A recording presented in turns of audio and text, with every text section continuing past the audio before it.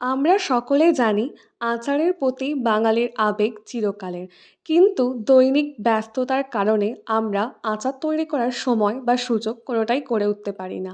এর ফলে বহু আচারের রেসিপি আজ হারিয়ে যাওয়ার পথে।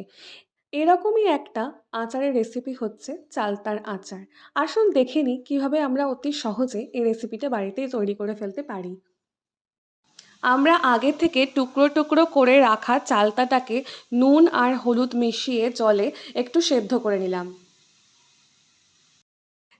চালতা সেদ্ধ হয়ে গেলে জল ঝরিয়ে ঠান্ডা হয়ে যাওয়ার পর হামালদিস্তার সাহায্যে সামান্য থেতো করে নিলাম, যাতে মশলার স্বাদটা চালতার ভেতরেও পাওয়া যায়।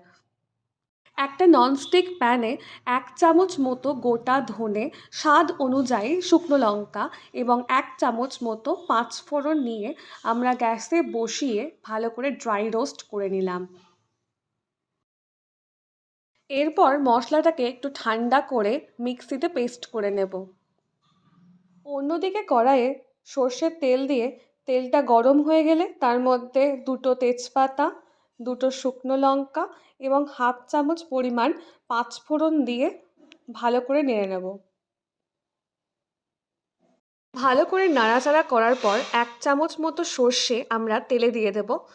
তারপর পুরো চালতাটা আমরা তেলে ঢেলে দেব।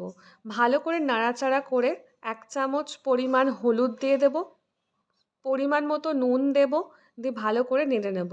এবার 500 গ্রাম মতো গুড় কড়াইয়ে দিয়ে ভালো করে নেড়ে চেড়ে চালতার সাথে মিশিয়ে নেব। ভালো করে মেশানো হয়ে গেলে হাই ফ্লেমে 10 মিনিট মতো চালতাটা ফুটতে দেব। 10 মিনিট ভালো করে ফুটে যাওয়ার পর অর্ধেক ভাজা মশলা আমরা দিয়ে ভালো করে নেড়ে নেব। এরপর বাকি ভাজা মশলাটা দিয়ে আর একবার ভালো করে নেড়ে নেব। আরও কিছুক্ষণ ভালো করে নাড়াচাড়া করে নেওয়ার পর গ্যাসটা অফ করে আচারটা অন্য পাত্রে আমরা ঢেলে নিলাম। ঠান্ডা হয়ে যাওয়ার পর আমরা এতে 1 চামচ মতো ভিনিগার মিশিয়ে নিলাম। ব্যাস, আমাদের চালতার আচার একেবারে তৈরি। এবার একটা কাঁচের বয়ামে আপনারা এটা রাখতে পারেন, যাতে এটি অনেক দিন ধরে সুরক্ষিত থাকতে পারে। ধন্যবাদ আমাদের ভিডিওটি দেখার জন্য।